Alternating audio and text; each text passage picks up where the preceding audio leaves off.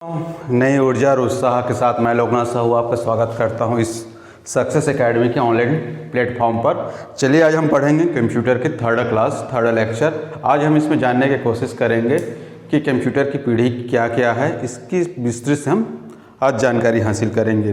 पढ़ना एक अलग बात है, मज़े के साथ पढ़ना वो अलग बात है, तो हम मज़े के साथ पढ़ेंगे, पूरे इन्जॉयमेंट के साथ।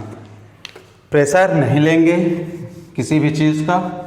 एक बार में समझ में नहीं आएगा तो वीडियो को आप बार बार रिवाइज करके देख सकते हैं टीचर आपके द्वारा। तो आज हम पढ़ेंगे क्लासिफिकेशन यानी वर्गीकरण। किसका? कंप्यूटर का, यानी कंप्यूटर का वर्गीकरण देखेंगे कि कितने प्रकार के कंप्यूटर अभी वर्तमान में उपस्थित है। तो इनका क्लासिफिकेशन या वर्गीकरण करने का जो पद्धति है, तीन आधार है जिसके आधार पर हम वर्गीकरण करते हैं। पहला हम देखेंगे हार्डवेयर के आधार पर। हार्डवेयर के आधार पर कंप्यूटर को पीढ़ी में बांटा गया है। पहला पीढ़ी आपका होता है फर्स्ट जनरेशन है, सेकंड आएगा, फिर third generation, fourth generation, fifth generation. 5 generation है। उसके बाद हम कार्यों के आधार पर देखेंगे। कार्यों के आधार पर किसका वर्गीकरण? कंप्यूटर का वर्गीकरण। तो कार्यों के आधार पर एनालॉग,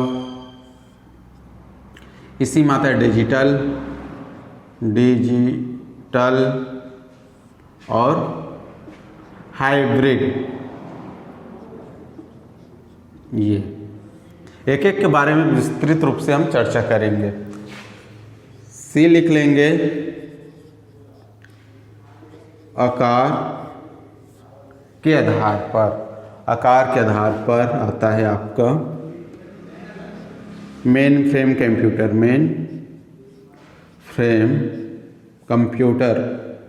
फिर आता है मिनी कंप्यूटर, उसके बाद आता है माइक्रो कंप्यूटर,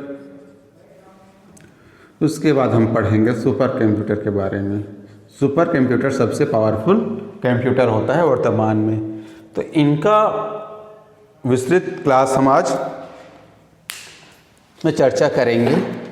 तो आज हम हार्डवेयर के आधार पर जो कंप्यूटर की पीढ़ी है उसको हम जानने की कोशिश करेंगे।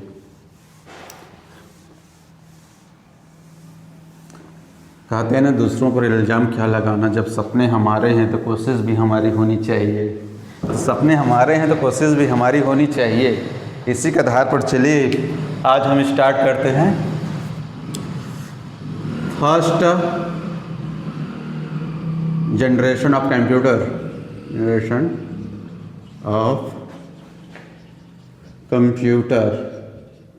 ये पहली पीढ़ी के कंप्यूटर, उसके बारे में।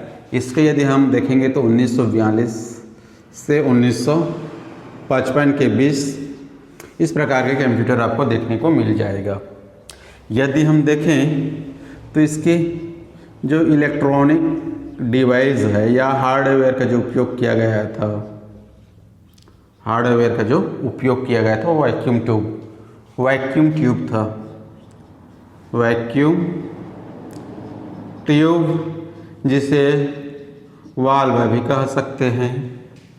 ये वैक्यूम ट्यूब अधिक ऊष्मा उत्पन्न करता था, इस कारण इसको बार बार वातानुकूलित करने की जरूरत पड़ती थी। अब इलेक्ट्रॉनिक डिवाइस तो है, लेकिन सॉफ्टवेयर भी चाहिए थी, और सॉफ्टवेयर की जो भाषा थी यानी लैंग्वेज की बात करें तो ये लो लेवल की लैंग्वेज, मशीनी लैंग्वेज थी। मशीन लैंग्वेज का उपयोग किया जाता था। लो लेवल मशीनी लैंग्वेज का उपयोग करते थे। असेंबली लैंग्वेज भी था, असेंबली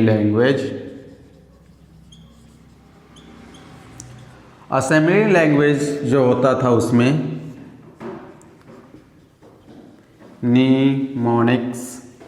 नीमोनिक्स कोड का यूज करते थे। इस कोड में लिखना आसान होता था। असेंबली लैंग्वेज का जो आविष्कार है डॉक्टर ग्रेश हॉपर ने किया। ये है। अब मेमोरी की बात करें, स्टोरेज मेमोरी या स्टोरेज डिवाइस की। अब इसमें आता है जी पंच कार्ड या पेपर टेप का यूज़ करते हैं। ये एक MCQ है, जितना पॉइंट लिखाया जा रहा है। प्रश्न बनेगा कि प्रथम पीढ़ी के कंप्यूटर में कौन सा हार्डवेयर या इलेक्ट्रॉनिक डिवाइस है। वैक्यूम ट्यूब, IC, ट्रांजिस्टर, आपके पास ऑप्शन रहेगा, तो आपको ये राइट करना है। इसी तरह पूछेगा कि फर्स्ट जनरेशन के जो कंप्यूटर में उसकी लैंग्वेज क्या थी, मेमोरी क्या उपयोग किया जाता था। तो ये एक MCQ है। ये एक पॉइंट क्या है आपका MCQ है। मेमोरी में क्या देखिए आपने, पंच कार्ड या पेपर टेप का उपयोग करते हैं। अब इसकी प्रॉपर्टी क्या है या गुण क्या है या उपयोग क्या होता था। कोई भी चीज़ या मशीन बनता है तो उसका उपयोग जरूरी होता है। तो इसका उपयोग वैज्ञानिक कार्यों एवं रक्षा क्षेत्र में किया जाता था। रक्षा क्षेत्रों में किया जाता था। तो उपयोग हैं। अब इसके कुछ दोष भी हैं। दोष क्या है, आकार में बड़ी और इसमें देखेंगे तो भंडारण क्षमता व गति दोनों क्या था, कम था। ये आकार में बड़ी, भंडारण और गति दोनों कम थी। साथ में खर्चीली अधिक थी। और इसमें एक और चीज़ पूछता है, हाँ, वैक्यूम ट्यूब को वातानुकूलित करने की ज़रूरत हुआ करता था। तो ये पूरे MCQ हैं। इससे बाहर आपको कंप्यूटर के फर्स्ट जनरेशन इससे बाहर क्वेश्चन बनने की संभावना नहीं है। नेक्स्ट पढ़ते हैं सेकंड जनरेशन की। अच्छा, इसमें आप एग्जांपल नोट कर सकते हैं। फर्स्ट जनरेशन के जो कंप्यूटर हैं, ENIAC, IDVAC,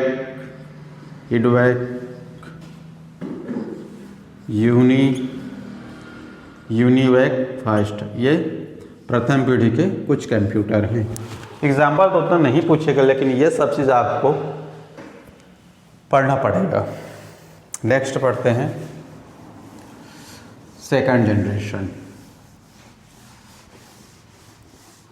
आप अपना कॉपी पेन निकाल कर बैठिए और पॉइंट नोट करते जाइए। आप कौन सा जनरेशन आ जाएगा, सेकंड। ये 55 से 64, 1955 से 64 के बीच में। ये अलग अलग बुक में ये सन अलग अलग दिया होगा, तो ये ज़्यादा ये रटने की ज़रूरत नहीं है। सेकंड जनरेशन कंप्यूटर है, आप उसको याद रखेंगे। अब क्या हुआ, समय के साथ अलग अलग खोज हुई। वैक्यूम ट्यूब को ट्रांजिस्टर ने रिप्लेस किया। जैसे ट्रांजिस्टर ने उसको रिप्लेस किया तो कंप्यूटर का आकार फर्स्ट जनरेशन के कंप्यूटर से थोड़ा छोटा हो गया। अब वैक्यूम ट्यूब को रिप्लेस कर दिया गया, किसके द्वारा, ट्रांजिस्टर के द्वारा। अब जो इलेक्ट्रॉनिक डिवाइस है या जो हार्डवेयर यूज हुआ सेकंड जनरेशन में, वह यूज हुआ ट्रांजिस्टर, किसके जगह, वैक्यूम ट्यूब की जगह। अब ये जो ट्रांजिस्टर है वो होता है सेमीकंडक्टर यानी अर्धचालक, हिंदी में बोलते हैं इसको अर्धचालक। और ये जो सेमीकंडक्टर है, जो ट्रांजिस्टर बना होता है, वो जर्मेनियम का बना होता है या सिलिकॉन का बना होता है। ट्रांजिस्टर की खोज बेल लेबोरेटरीज में इसका विकास किया गया। बनाने वाले वैज्ञानिक थे वार्डेन, शाक्ले, ब्रेटन। पूछा जाता है कि ट्रांजिस्टर किससे बना होता है? सेमीकंडक्टर चिप का। सेमीकंडक्टर चिप में जो तत्व होते हैं जर्मेनियम या सिलिकॉन होते हैं, जो कि अर्धचालक है। कहाँ बना, किसने बनाई है, ये सब चीज़ MCQ है। अब बारी आती है लैंग्वेज की। यह मोस्ट इम्पॉर्टेंट है। दो लैंग्वेज यहाँ जो हाई लेवल लैंग्वेज की यूज हुआ था, हाई लेवल जो लैंग्वेज है कोबोल। कोबोल का पूरा नाम है कॉमन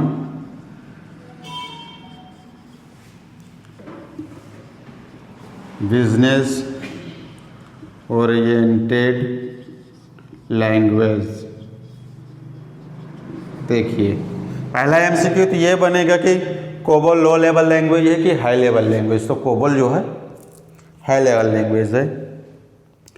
और उसके बाद कोबोल का पूरा नाम कुछ है कॉमन बिजनेस ओरिएंटेड लैंग्वेज। उसके बाद आता है फॉर्मूला, प्रोटॉन, ये भी है प्रोटॉन का है फार्मूला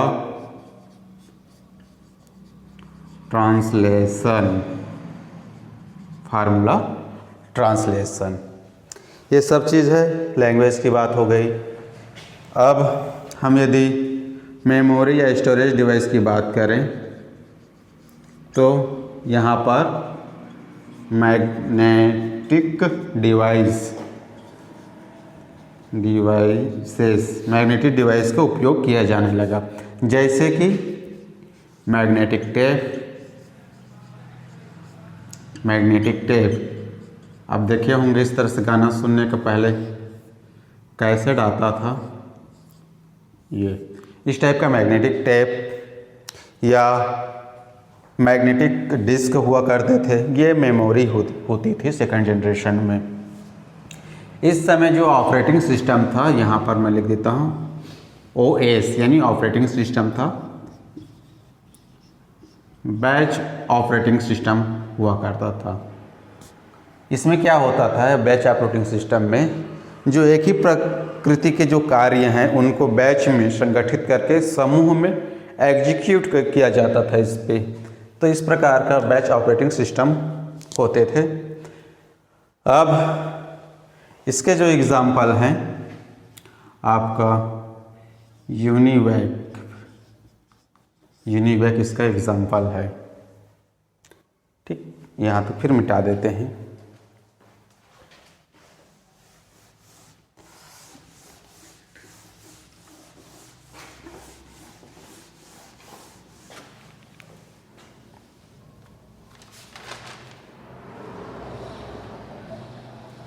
अब थर्ड जनरेशन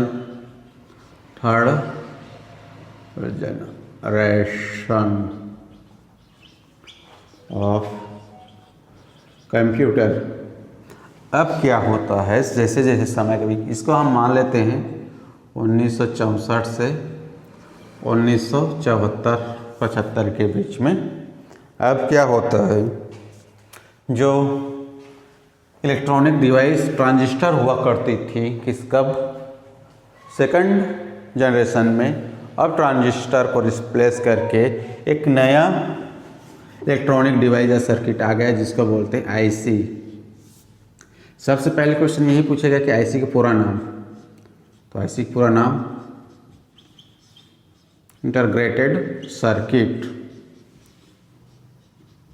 ये पहला ये क्वेश्चन है IC। ठीक है जी। कौन से पीढ़ी में यूज हुआ? तो थर्ड जनरेशन में यूज हो गया। खोजा किसने?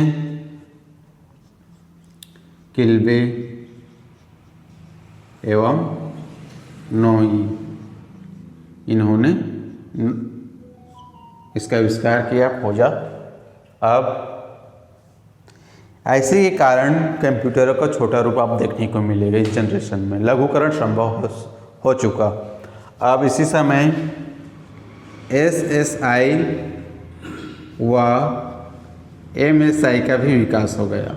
अब ये क्या बोला है, तो SSI का देखिए पूरा स्मॉल स्केल इंटीग्रेशन, ये इसका पूरा नाम है। और इसका पूरा नाम मीडियम S का स्केल, I का इंटीग्रेशन।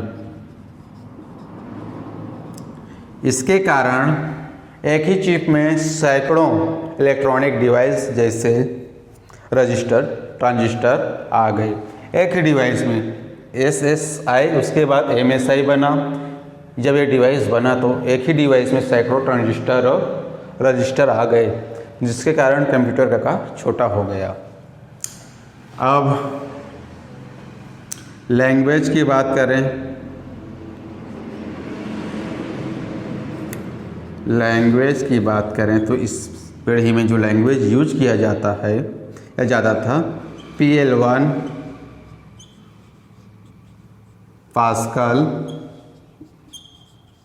बेसिक, ये सब हाई लेवल लैंग्वेज हुआ करते हैं। हो गया। इसमें मेमोरी जो है, ये जो मेमोरी है वो मैग्नेटिक डिवाइस है। तो मैग्नेटिक डिवाइस की जो भंडारण क्षमता है उसमें वृद्धि कर दी गई। इस जनरेशन के कंप्यूटर का नाम है PDP-8, यानी प्रोग्राम्ड डाटा प्रोसेसर। लिख लीजिए, प्रोग्राम्ड डाटा प्रोसेसर 8। यह हो गया। बनाया किसने, तो एक कंपनी है DEC, इन्होंने इसको बनाया। डिजिटल इक्विपमेंट कॉरपोरेशन ने PDP-8 को बनाया। हो गए यहाँ तक। अब थर्ड जनरेशन